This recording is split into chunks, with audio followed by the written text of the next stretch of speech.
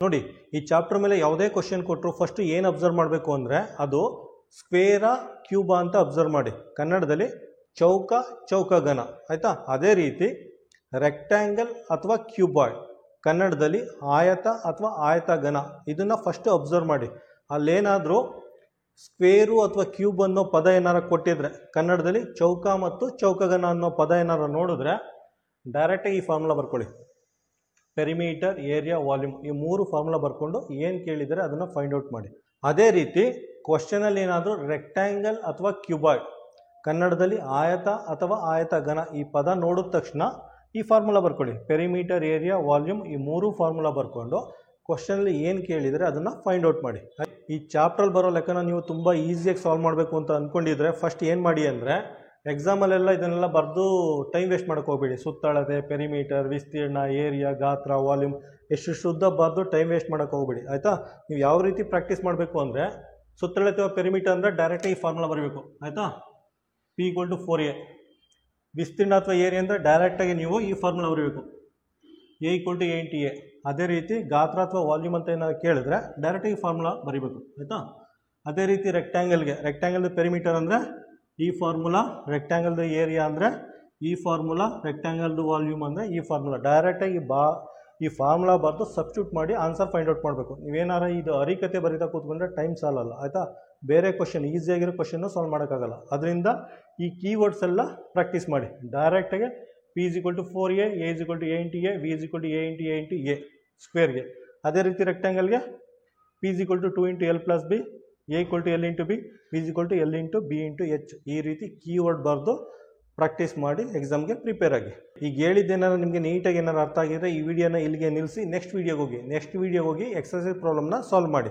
ಅಕಸ್ಮಾತ್ ಈಗ ಹೇಳಿದ್ದೇನಾರ ನಿಮಗೆ ಪೂರ್ತಿ ಅರ್ಥ ಆಗಿಲ್ಲ ಅಂದರೆ ಈ ವಿಡಿಯೋನ ಕಂಟಿನ್ಯೂ ಮಾಡಿ. ಎಲ್ಲರಿಗೂ ನಮಸ್ತೆ. ನಾನು ಈ ಕ್ಲಾಸಲ್ಲಿ chapter number 17 square and rectangle ಕನ್ನಡದಲ್ಲಿ ಚೌಕ ಮತ್ತು ಆಯತ ಈ ಚಾಪ್ಟರ್ದು ಬೇಸಿಕ್ ಪ್ರಿನ್ಸಿಪಲ್ ಎಕ್ಸ್ಪ್ಲೇನ್ ಮಾಡ್ತೀನಿ. ಈ ಚಾಪ್ಟ್ರಲ್ಲಿ ನಾವು ಸ್ಕ್ವೇರು ಮತ್ತು ರೆಕ್ಟ್ಯಾಂಗಲ್ದು perimeter, area, volume find out ಮಾಡಬೇಕು ಆಯಿತಾ. Perimeter, area, volume find out ಮಾಡಬೇಕು ಅಂದರೆ ನಮಗೆ ಸ್ಕ್ವೇರ್ದು ಪೆರಿಮೀಟರ್, ಏರಿಯಾ, ವಾಲ್ಯೂಮ್ದು ಫಾರ್ಮುಲಾ ಗೊತ್ತಿರಬೇಕು. ಅದೇ ರೀತಿ ರೆಕ್ಟ್ಯಾಂಗಲ್ದು ಪೆರಿಮೀಟರ್, ಏರಿಯಾ, ವಾಲ್ಯೂಮ್ದು ಫಾರ್ಮುಲಾ ಗೊತ್ತಿರಬೇಕು. ನೋಡಿ ಈ ಚಾಪ್ಟರ್ ಮೇಲೆ ಯಾವುದೇ ಕ್ವಶನ್ ಬಂದರೂ ಕ್ವಶನಲ್ಲಿ ಸ್ಕ್ವೇರ್ ಅನ್ನೋ ಪದ ನೋಡಿದ ತಕ್ಷಣ ನೀವು 30 ಸೆಕೆಂಡಲ್ಲಿ ಪೆರಿಮೀಟರ್, ಏರಿಯಾ, ವಾಲ್ಯೂಮ್ ಫಾರ್ಮುಲಾ ಬರೆಯೋದು ಕಲ್ತಿರಬೇಕು. ಅದೇ ರೀತಿ ಕ್ವಶನಲ್ಲಿ ರೆಕ್ಟ್ಯಾಂಗಲ್ ಅನ್ನೋ ಪದ ನೋಡಿದ ತಕ್ಷಣ ನೀವು ರೆಕ್ಟ್ಯಾಂಗಲ್ದು ಪೆರಿಮೀಟರ್, ಏರಿಯಾ, ವಾಲ್ಯೂಮ್ ಫಾರ್ಮುಲಾ 30 ಸೆಕೆಂಡಲ್ಲಿ ಬರೆಯೋದು ಕಲ್ತಿರಬೇಕು. 30 ಸೆಕೆಂಡಲ್ಲಿ ಬರೆಯೋದು ಕಲ್ತಿರೋ ನಿಮಗೆ ಈ ಚಾಪ್ಟರ್ ತುಂಬ ಈಸಿ ಅನಿಸುತ್ತೆ. ಇಲ್ಲಾಂದ್ರೆ ಏನು ಅನಿಸುತ್ತೆ ಗೊತ್ತಾ, ಅಕಸ್ಮಾತ್ ನೀವೇನಾರ 30 ಸೆಕೆಂಡಲ್ಲಿ ಬರೆಯೋದು ಕಲ್ತಿಲ್ಲ ಅಂದರೆ ಒಂದು ಹಾಡು ಕೇಳಿದಿರಲ್ಲ, ಶ್ರೀನಿವಾಸ ಗೋವಿಂದ ವೆಂಕಟರಮಣ ಗೋವಿಂದ ಅಂದ್ಬಿಟ್ಟು ಈ ಚಾಪ್ಟರ್ ಗೋವಿಂದಾಗ ಹೋಗುತ್ತೆ. ನೋಡಿ ಅದರಲ್ಲೂ ನಮ್ಮ ಕನ್ನಡ ಮೀಡಿಯಂ ಮಕ್ಕಳು ನೀವು ನವೋದಯ ಪಾಸ್ ಆಗಲಿಲ್ಲ ಅಂದರೂ ಪರವಾಗಿಲ್ಲ, ಈ ಇಂಗ್ಲೀಷ್ ಪದಗಳು ಬರ್ತಾ ಇದೆಯಲ್ಲ, ಪೆರಿಮೀಟರ್ ಅಂದರೆ ಸುತ್ತಳತೆ, ಏರಿಯಾ ಅಂದರೆ ವಿಸ್ತೀರ್ಣ, ವಾಲ್ಯೂಮ್ ಅಂದರೆ ಗಾತ್ರ, ಇದನ್ನಾರ ಕಲ್ತ್ಕೊಳ್ಳಿ ನೀವು. ನೋಡಿ ಫಸ್ಟು ನಾನು ಸ್ಕ್ವೇರ್ ಅಥವಾ ಕನ್ನಡದಲ್ಲಿ ಚೌಕ, ಸ್ಕ್ವೇರ್ ಅಥವಾ ಚೌಕ ಅದು ಪೆರಿಮೀಟರ್, ಏರಿಯಾ, ವಾಲ್ಯೂಮ್ನ ಯಾವ ರೀತಿ ಫೈಂಡ್ ಔಟ್ ಮಾಡ್ಬೋದು ಅನ್ನೋದನ್ನು ಎಕ್ಸ್ಪ್ಲೇನ್ ಮಾಡ್ತೀನಿ ಆಯಿತಾ. ನೋಡಿ ಯಾವ್ದಾರ ಒಂದು ಸ್ಕ್ವೇರ್ ತೊಗೊಳ್ಳಿ. ಯಾವ್ದಾರ ಒಂದು ಸ್ಕ್ವೇರ್ ತೊಗೊಂಡ್ರೆ ಎಲ್ಲ 4 ಅಳತೆಗಳು ಸೇಮ್ ಇರುತ್ತೆ ಆಯಿತಾ. ಯಾವ್ದಾರ ಸ್ಕ್ವೇರ್ ತೊಗೊಂಡ್ರೆ 4 ಅಳತೆಗಳು ಸೇಮ್ ಇರುತ್ತೆ ಆಯಿತಾ. ಇದು 30 ಸೆಂಟಿಮೀಟರ್ ಆದರೆ ಇದು 30 ಸೆಂಟಿಮೀಟರ್ ಆಗುತ್ತೆ, ಇದು 30 ಸೆಂಟಿಮೀಟರ್ ಆಗುತ್ತೆ, ಇದು 30 ಸೆಂಟಿಮೀಟರ್ ಆಗುತ್ತೆ ಆಯಿತಾ. ನೋಡಿ ಯಾವ್ದಾರ ಒಂದು ಚೆಸ್ ಬೋರ್ಡ್ ಅಥವಾ ಕೇರಮ್ ಬೋರ್ಡ್ ತೊಗೊಳ್ಳಿ. ಈ 4 ಅಳತೆಗಳು ಸೇಮ್ ಇರುತ್ತೆ ಆಯಿತಾ. ಈ 4 ಅಳತೆಗಳು ಸೇಮ್ ಇರುತ್ತೆ. ಇದು 30 ಸೆಂಟಿಮೀಟರ್ ಆದರೆ ಇದು 30 ಸೆಂಟಿಮೀಟರ್ ಆಗುತ್ತೆ, ಇದು 30 ಸೆಂಟಿಮೀಟರ್ ಆಗುತ್ತೆ, ಇದು 30 ಸೆಂಟಿಮೀಟರ್ ಆಗುತ್ತೆ. ಈಗ ಸುತ್ತಳತೆ ಅಂದರೆ ಪೆರಿಮೀಟರ್ ಅಂದರೆ ಏನು, ಸುತ್ತಳತೆ ಅಥವಾ ಪೆರಿಮೀಟರ್ ಅಂದರೆ ಏನು ನೋಡಿ. ಇಲ್ಲಿಂದ ಶುರು ಮಾಡಿ, ಇಲ್ಲಿಂದ ಶುರು ಮಾಡಿಬಿಟ್ಟು ಒಂದು ರೌಂಡ್ ಸುತ್ಕೊ ಬನ್ನಿ. ಹಿಂಗೋಗಿ ವಾಪಸ್ ಹಿಂಗೆ ಬನ್ನಿ ಆಯಿತಾ. ಒಂದು ರೌಂಡ್ ಸುತ್ಕೊ ಬರೋದನ್ನು ಸುತ್ತಳತೆ ಅಂತ ಹೇಳ್ತೀವಿ ಆಯಿತಾ. ಒಂದು ಸುತ್ಕೊ ಬರೋದನ್ನು ಸುತ್ತಳತೆ ಅಂತ ಹೇಳ್ತೀವಿ. ಇಂಗ್ಲೀಷಲ್ಲಿ ಒಂದು ರೌಂಡು ಅದ್ರ ಸುತ್ತ ಬರೋದನ್ನು ಪೆರಿಮೀಟರ್ ಅಂತ ಹೇಳ್ತೀವಿ ಆಯಿತಾ. ನೋಡಿ ಯಾವುದೇ ಸ್ಕ್ವೇರ್ಗೆ ಸುತ್ತಳತೆನ ಫೈಂಡ್ ಔಟ್ ಮಾಡಬೇಕು ಅಂದರೆ ಯಾವ್ದಾರ ಒಂದು ಪಾಯಿಂಟಿಂದ ಶುರು ಮಾಡಿ ಹಿಂಗೋಗಿ ವಾಪಸ್ ಹಿಂಗೆ ಬರಬೇಕು ಆಯಿತಾ. ಫಸ್ಟ್ ಇಲ್ಲಿಂದ ನೋಡಿ, ಇಲ್ಲಿಂದ ಇಲ್ಲಿಗೆ ಎ ಆಗುತ್ತೆ ಆಯಿತಾ. ಇಲ್ಲಿಂದ ಇಲ್ಲಿಗೆ ಇನ್ನೊಂದು ಎ ಆಗುತ್ತೆ ಪ್ಲಸ್ ಎ, ಇಲ್ಲಿಂದ ಇಲ್ಲಿಗೆ ಇನ್ನೊಂದು ಎ ಆಗುತ್ತೆ ಪ್ಲಸ್ ಎ, ಪುನಃ ಇಲ್ಲಿಂದ ಇಲ್ಲಿಗೆ ವಾಪಸ್ ಬಂತಿದ್ರ ಆಯಿತಾ. ವಾಪಸ್ಸು ಒಂದು ರೌಂಡ್ ಸುತ್ಕೊಂಡು ಇಲ್ಲಿಗೆ ಬಂದಿದ್ರ, ಅದು ಪ್ಲಸ್ ಎ ಆಗುತ್ತೆ ಆಯಿತಾ. ಈಗ 4a ಇದೆ, a plus A plus A plus A, 4a ಇದೆ, ಇದೇನಾಗುತ್ತೆ 4a ಅಂತ ಬರ್ಕೋಬೋದು. ಆಯಿತಾ. ನಾವು ಡೈರೆಕ್ಟಾಗಿ p = 4a ಅಂತ ಬರ್ಕೊಂಡಿದ್ವಿ. ಆಯಿತಾ. ನೋಡಿ ಸ್ಕ್ವೇರ್ಗೆ p = 4a ಅಂತ ಬರ್ಕೋತೀವಿ. ನೀವು ಎಕ್ಸಾಮಲ್ಲಿ ಪ್ರಾಕ್ಟೀಸ್ ಮಾಡ್ಬೇಕಾದ್ರೆ ಇವೆಲ್ಲ ಅರಿಕತೆ ಬರೆಯೋಕ್ಕೆ ಹೋಗ್ಬೇಡಿ. ಸುತ್ತಳತೆ, ಪೆರಿಮೀಟರ್ ಅವೆಲ್ಲ ಬರೆದು ಟೈಮ್ ವೇಸ್ಟ್ ಮಾಡೋಕ್ಕೆ ಹೋಗ್ಬೇಡಿ. ನೀವು ಡೈರೆಕ್ಟಾಗಿ ಸುತ್ತಳತೆ ಅಂದರೆ p = 4a ಅಂತ ಬರೆದು ಪ್ರಾಕ್ಟೀಸ್ ಮಾಡಿ. ಯಾಕೆಂದರೆ ನಿಮಗೆ ಸ್ಟೆಪ್ಸ್ ನೋಡ್ಬಿಟ್ಟು ಯಾರೂ ಮಾರ್ಕ್ಸ್ ಕೊಡೋಲ್ಲ, ಫೈನಲ್ ಆನ್ಸರ್ ನೋಡ್ಬಿಟ್ಟು ನಿಮಗೆ ಮಾರ್ಕ್ಸ್ ಕೊಡೋದು. ಆದ್ದರಿಂದ ನೀವು ಡೈರೆಕ್ಟಾಗಿ ಈ ಥರ ಶಾರ್ಟ್ ಫಾರ್ಮ್ ಯೂಸ್ ಮಾಡಿ ಫೈಂಡ್ ಔಟ್ ಮಾಡಿ. ನೆಕ್ಸ್ಟ್ ನೋಡಿ, ಈ ಸ್ಕ್ವೇರ್ದು ಏರಿಯಾ ಫೈಂಡ್ ಔಟ್ ಮಾಡಬೇಕು. ಕನ್ನಡದಲ್ಲಿ ವಿಸ್ತೀರ್ಣ, ಇಂಗ್ಲೀಷಲ್ಲಿ ಏರಿಯಾ. ಯಾವ ರೀತಿ ಫೈಂಡ್ ಔಟ್ ಮಾಡ್ತೀರಾ? ಫಾರ್ಮುಲಾ ಏನಿದೆ? Length into breadth. ಆಯಿತಾ. Length into breadth, length into breadth.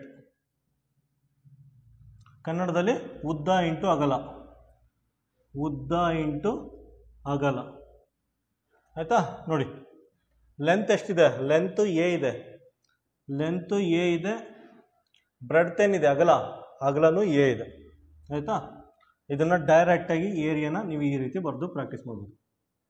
Area = a into A ಅಂತ ಬರೆದು ಪ್ರಾಕ್ಟೀಸ್ ಮಾಡಿ. ಇಲ್ಲಿ ನೋಡಿ, ಸ್ಕ್ವೇರ್ದು ಅಥವಾ ಚೌಕದು ಏರಿಯಾ a ಇಂಟು ಎ ಅಂತ ಕೀವರ್ಡ್ ಯೂಸ್ ಮಾಡಿ. ಈಗ ನೋಡಿ, ಇದು ಸ್ಕ್ವೇರ್ ಸರ್ಫೇಸು. ಆಯಿತಾ. ಇದು ಸ್ಕ್ವೇರ್ ಸರ್ಫೇಸು ಅಥವಾ ಕನ್ನಡದಲ್ಲಿ ಚೌಕಾಕೃತಿಯ ಮೇಲ್ಮೈ. ಇದಕ್ಕೆ ನಾವು ಥಿಕ್ನೆಸ್ ಕೊಟ್ಟರೆ, ಇದಕ್ಕೆ ನಾವು ದಪ್ಪ ಕೊಟ್ಟರೆ ಇದೇನಾಗುತ್ತೆ? ಕ್ಯೂಬ್ ಆಗುತ್ತೆ. ಆಯಿತಾ. ಕ್ಯೂಬ್ ಅಂದರೆ ಏನು? ಕನ್ನಡದಲ್ಲಿ ಚೌಕಗನ ಅಂದರೆ length, breadth, height 3 equal dimension ಇರುತ್ತೆ. ಆಯಿತಾ. Length, breadth, height 3 equal dimension ಇರುತ್ತೆ. ಅದನ್ನು ಕ್ಯೂಬ್ ಅಂತ ಹೇಳ್ತೀವಿ. ಇಲ್ಲಿ ನೋಡಿ, ಲೆಂತು, ಬ್ರೆಡ್ತು, ಹೈಟು, ಉದ್ದ, ಅಗಲ, ಎತ್ತರ 3 ಈಕ್ವಲ್ ಡೈಮೆನ್ಷನ್ ಇರುತ್ತೆ. ಇದು 30 ಸೆಂಟಿಮೀಟರ್ ಆದರೆ ಇದು 30 ಸೆಂಟಿಮೀಟರ್ ಆಗುತ್ತೆ, ಇದು 30 ಸೆಂಟಿಮೀಟರ್ ಆಗುತ್ತೆ. ಆಯಿತಾ. ವಾಲ್ಯೂಮ್ ಯಾವ ರೀತಿ ಫೈಂಡ್ ಔಟ್ ಮಾಡ್ತೀರಾ? ಕನ್ನಡದಲ್ಲಿ ಗಾತ್ರ, ಇಂಗ್ಲೀಷಲ್ಲಿ ವಾಲ್ಯೂಮ್. ಆಯಿತಾ. ಕೀವರ್ಡ್ ವಿ ಯೂಸ್ ಮಾಡಿದ್ದೀನಿ. ಆಯಿತಾ. ವಾಲ್ಯೂಮ್ ಯಾವ ರೀತಿ ಫೈಂಡ್ ಔಟ್ ಮಾಡ್ತೀರಾ? ಇಂಗ್ಲೀಷಲ್ಲಿ length into breadth into height. Height ಕನ್ನಡದಲ್ಲಿ ಉದ್ದ ಇಂಟು ಅಗಲ ಇಂಟು ಎತ್ತರ. ಆಯಿತಾ. ನಾನು ಡೈರೆಕ್ಟಾಗಿ ಕೀವರ್ಡ್ ಯೂಸ್ ಮಾಡ್ತೀನಿ. A into A into A, A into A into A. ಆಯಿತಾ.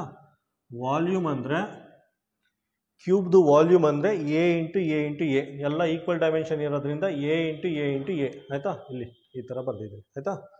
ಈಗ ನೋಡಿ, ಫೈನಲಾಗಿ ಹೇಳ್ತಾ ಇದ್ದೀನಿ, ಕ್ವಶನ್ ಪೇಪರಲ್ಲಿ ಸ್ಕ್ವೇರು ಅಥವಾ ಕ್ಯೂಬನ್ನು ಪದ ನೋಡಿದ್ರೆ ಕನ್ನಡದಲ್ಲಿ ಚೌಕ ಅಥವಾ ಚೌಕಗನ ಅನ್ನೋ ಪದ ಏನಾರ ನೋಡಿದ ತಕ್ಷಣ ಏನು ಮಾಡಿ, ಈ ಫಾರ್ಮುಲಾ ಬರ್ಕೊಳ್ಳಿ. ಪೆರಿಮೀಟರ್, ಏರಿಯಾ, ವಾಲ್ಯೂಮ್ದು ಫಾರ್ಮುಲಾ ಸೈಡಲ್ಲಿ ಬರೆದು ಇಟ್ಕೊಳ್ಳಿ. ಆಯಿತಾ. ಅವ್ರು ಏನು ಕೇಳಿದಾರೆ ಅದನ್ನು ಫೈಂಡ್ ಔಟ್ ಮಾಡಿ. ಈಗ ರೆಕ್ಟ್ಯಾಂಗ್ಲರ್ ತೊಗೊಂಡು ಪೆರಿಮೀಟರ್, ಏರಿಯಾ, ವಾಲ್ಯೂಮ್ನ ಯಾವ ರೀತಿ ಫೈಂಡ್ ಔಟ್ ಮಾಡಬೇಕು ಅನ್ನೋದನ್ನು ಎಕ್ಸ್ಪ್ಲೇನ್ ಮಾಡ್ತೀನಿ. ಆಯಿತಾ. ರೆಕ್ಟ್ಯಾಂಗ್ಲರ್ ತೊಗೊಂಡು ಒಂದು ರೆಕ್ಟ್ಯಾಂಗ್ಲರ್ ತೊಗೊಳ್ಳಿ. ರೆಕ್ಟ್ಯಾಂಗ್ಲರ್ ಅಬ್ಸರ್ವ್ ಮಾಡಿ. ಈ ಲೆಂತು ಸೇಮ್ ಇರುತ್ತೆ. ಆಯಿತಾ. ಇದ್ರ ಉದ್ದ ಎರಡು ಸೇಮ್ ಇರುತ್ತೆ. ಅದೇ ರೀತಿ ಬ್ರೆಡ್ತ್, ಅಗಲ, ಈ ಅಗಲ ಎರಡು ಸೇಮ್ ಇರುತ್ತೆ. ಈಗ ಸುತ್ತಳತೆ ಫೈಂಡ್ ಔಟ್ ಮಾಡಿ. ಸುತ್ತಳತೆ ಅಂದರೆ ಒಂದು ರೌಂಡು ಸುತ್ಕೊಂಡು ಬರೋದು. ಆಯಿತಾ. ಇಲ್ಲಿ ನೋಡಿ, ಇದು ರೆಕ್ಟ್ಯಾಂಗ್ಲರ್ ಶೇಪು, ಇದು ರೆಕ್ಟ್ಯಾಂಗ್ಲರ್ ಶೇಪು. ಈ ರೆಕ್ಟ್ಯಾಂಗ್ಲರ್ ಶೇಪಲ್ಲಿ ಈ ಲೆಂತು ಎರಡು ಸೇಮ್ ಇದೆ. ಅದೇ ರೀತಿ ಈ ಬ್ರೆಡ್ತ್, ಈ ಅಗಲ ಎರಡು ಸೇಮ್ ಇದೆ. ಆಯಿತಾ. ಈಗ ಪೆರಿಮೀಟರ್ ಅಂದರೆ ಕನ್ನಡದಲ್ಲಿ ಸುತ್ತಳತೆ ಯಾವ ರೀತಿ ಫೈಂಡ್ ಔಟ್ ಮಾಡ್ತೀರಾ? ಇಲ್ಲಿಂದ ಶುರು ಮಾಡಿ ಒಂದು ರೌಂಡ್ ಸುತ್ಕೊಂಡು ಬನ್ನಿ. ಹಿಂಗೋಗಿ ವಾಪಸ್ ಇಲ್ಲಿ ಬನ್ನಿ. ಆಯಿತಾ. ಒಂದು ಸುತ್ಕೊ ಬರೋದನ್ನು ಸುತ್ತಳತೆ ಅಂತ ಹೇಳ್ತೀವಿ. ಆಯಿತಾ. ಇಂಗ್ಲೀಷಲ್ಲಿ ಒಂದು ರೌಂಡ್ ಇದ್ರ ಸುತ್ತ ಬರೋದನ್ನು ಪೆರಿಮೀಟರ್ ಅಂತ ಹೇಳ್ತೀವಿ. ಇಲ್ಲಿ ನೋಡಿ, ಇಲ್ಲಿಂದ ಶುರು ಮಾಡಿ ಹಿಂಗೋಗಿ ಏನು ಬರುತ್ತೆ? ಇಲ್ಲಿ ಗಂಟೆ ಬಂದರೆ ಲೆಂತ್ ಇದೆ, ಪ್ಲಸ್ ಇಲ್ಲಿಂದ ಇಲ್ಲಿ ಬನ್ನಿ ಬಿ ಇದೆ. ಆಯಿತಾ. ಇಲ್ಲಿಂದ ಇಲ್ಲಿ ಬನ್ನಿ ಎಲ್ಲಿದೆ. ಪುನಃ ಇಲ್ಲಿಂದ ವಾಪಸ್ ಇಲ್ಲಿ ಬನ್ನಿ, ಒಂದು ರೌಂಡು ಹಿಂಗೆ ಸುತ್ಕೊಂಡು ವಾಪಸ್ ಇಲ್ಲಿ ಬನ್ನಿ, ಇಲ್ಲಿ ಏನಿದೆ? ಬಿ ಇದೆ. ಆಯಿತಾ. ಇದನ್ನು ಯಾವ ರೀತಿ ಬರ್ಕೋಬೋದು? 2L, ಇಲ್ಲೊಂದು ಎಲ್ಲಿದೆ, 2L ಪ್ಲಸ್ 2B ಅಂತ ಬರ್ಕೋಬೋದು. ಆಯಿತಾ. ಇನ್ನೂ ಸಿಂಪಲ್ಲಾಗಿ ಇದನ್ನು 2 ಇದೆಯಲ್ಲ, ಇದನ್ನು ಆಚೆ ತೆಗೀರಿ, ಕಾಮನ್ ತೆಗೆದುಬಿಟ್ಟು L ಪ್ಲಸ್ B ಅಂತ ಬರ್ಕೊಳ್ಳಿ.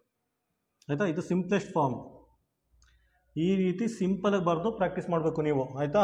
ಸುತ್ತಳತೆ ಪೆರಿಮೀಟರ್ ಅನ್ನೋದನ್ನು ಪಿ ಅನ್ನೋ ವರ್ಡ್ ಯೂಸ್ ಮಾಡಿ 2 ಇಂಟು ಎಲ್ ಪ್ಲಸ್ ಬಿ ಅಂತ ಬರೆದು ಪ್ರಾಕ್ಟೀಸ್ ಮಾಡಬೇಕು. ನೀವು ಹರಿಕತೆ ಏನಾರು ಬರೀಗೋಕೆ ಹೋದರೆ ಎಕ್ಸಾಮಲ್ಲಿ ಟೈಮೇ ಸಾಲಲ್ಲ ನಿಮಗೆ. ಇದಕ್ಕೆ 15-20 ನಿಮಿಷ ತೊಗೊಂಡ್ರೆ ಬೇರೆ ಪ್ರಾಬ್ಲಮ್ ಎಲ್ಲ ಯಾವ ರೀತಿ ಸಾಲ್ವ್ ಮಾಡ್ತೀರಾ? ಅದಕ್ಕೋಸ್ಕರ ನೀವು ಸುತ್ತಳತೆ ಪೆರಿಮೀಟರ್ ಅನ್ನೋದನ್ನು ಪಿ ಅಂತ ಬರ್ಕೊಂಡು ಈ ರೀತಿ ಬರೆದು ಪ್ರಾಕ್ಟೀಸ್ ಮಾಡಿ. ಇಲ್ಲಿ ನೋಡಿ, rectangle perimeter P is equal to 2 into L plus B. ನೋಡಿ, ರೆಕ್ಟ್ಯಾಂಗಲ್ದು ವಿಸ್ತೀರ್ಣ ಅಥವಾ ಏರಿಯಾನ ಎ ಅಂತ ಬರ್ಕೊಳ್ಳಿ. ಒಂದೇ ಒಂದು ಲೆಟ್ರ್ ಯೂಸ್ ಮಾಡಿ ಎ ಅಂತ ಬರ್ಕೊಳ್ಳಿ, ಆಯಿತಾ? ಅದ್ರ ಫಾರ್ಮುಲಾ ಇದೆ, ಲೆಂತ್ ಇಂಟು ಬ್ರೆಡ್, ಕನ್ನಡದಲ್ಲಿ ಉದ್ದ ಇಂಟು ಅಗಲ, ಆಯಿತಾ? ನೋಡಿ, ಲೆಂತ್ ಇಂಟು ಬ್ರೆಡ್, ಉದ್ದ ಇಂಟು ಅಗಲ. ಅದನ್ನು ಸಿಂಪಲ್ಲಾಗಿ ಒಂದೇ ಒಂದು ಲೆಟ್ರ್ ಯೂಸ್ ಮಾಡಿ ಬರ್ಕೊಳ್ಳಿ, ಎಲ್ ಇಂಟು ಬಿ, ಆಯಿತಾ? ಏರಿಯಾನ ಎ ಅಂತ ಬರ್ಕೊಳ್ಳಿ, ಉದ್ದನ ಎಲ್ ಅಂತ ಬರ್ಕೊಳ್ಳಿ, ಅಗಲನ ಬಿ ಅಂತ ಬರ್ಕೊಳ್ಳಿ. ಸಿಂಪಲ್ಲಾಗಿ A equal to L into B ಅಂತ ಬರ್ಕೊಳ್ಳಿ. ಇಲ್ಲಿ ನೋಡಿ, rectangle area A equal to L into B ಅಂತ ಬರೆದು ಪ್ರಾಕ್ಟೀಸ್ ಮಾಡಿ. ನೋಡಿ, ಯಾವುದೇ ರೆಕ್ಟ್ಯಾಂಗ್ಯುಲರ್ ಶೇಪ್ಗೆ, ಆಯಿತಾ, ಯಾವುದೇ ರೆಕ್ಟ್ಯಾಂಗ್ಯುಲರ್ ಶೇಪ್ಗೆ ಥಿಕ್ನೆಸ್ ಕೊಟ್ಟರೆ, ದಪ್ಪ ಕೊಟ್ಟರೆ ಇದೇನಾಗುತ್ತೆ? ವಾಲ್ಯೂಮ್ ಆಗುತ್ತೆ, ಆಯಿತಾ? ಯಾವುದೇ ರೆಕ್ಟ್ಯಾಂಗ್ಯುಲರ್ ಶೇಪ್ಗೆ ಥಿಕ್ನೆಸ್ ಕೊಟ್ಟರೆ ಇದೇನಾಗುತ್ತೆ? ವಾಲ್ಯೂಮ್ ಬರುತ್ತೆ. ಇದೇನಾಗುತ್ತೆ? ಕ್ಯೂಬಾಯ್ಡ್ ಆಗುತ್ತೆ. ಕನ್ನಡದಲ್ಲಿ ಆಯತ ಘನ ಆಗುತ್ತೆ, ಆಯಿತಾ? ಇಲ್ಲಿ ನೋಡಿ, ವಾಲ್ಯೂಮ್ ಅಂದರೆ length into breadth into height, ಆಯಿತಾ? Length into breadth into height. ಕನ್ನಡದಲ್ಲಿ ಉದ್ದ ಇಂಟು ಅಗಲ ಇಂಟು ಎತ್ತರ.